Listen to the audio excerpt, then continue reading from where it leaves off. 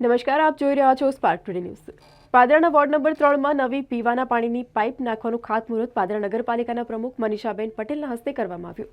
પાદરાના ward number 3માં આવેલ station વિસ્તારની આજુબાજુના વિસ્તારમાં છેલ્લા ઘણા સમયથી પીવાના પાણીની સમસ્યા સર્જાતી હતી, જેમાં વાત કરવામાં આવે તો નવી પાઇપલાઇન નાખવા માટે રેલવેની મંજૂરી લેવી જરૂરી હતી, જે બાબતે છેલ્લા ઘણા સમયથી નગરપાલિકાના કોર્પોરેટર દ્વારા આ બાબતે રેલવેમાં વારંવાર રજૂઆત કરી હતી।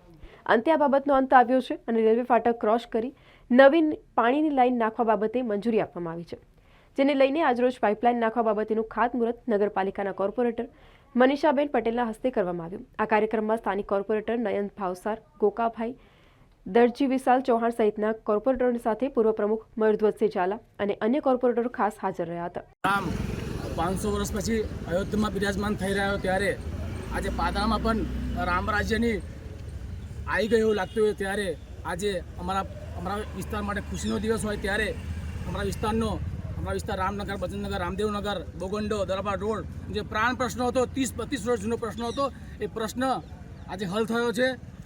અમે વિધાનસભાની ચૂંટણી 2022 વખતે મેં અને નગરપાલિકાના તે સમયના પ્રમુખ ભાઈ મયુરધ્વજસિંહ ઝાલા અને ધારાસભ્ય ચેતનસિંહ ઝાલાએ વચન આપ્યું હતું કે તમારો આ પ્રશ્ન અમે કોઈપણ સંજોગોમાં હલ કરીશું।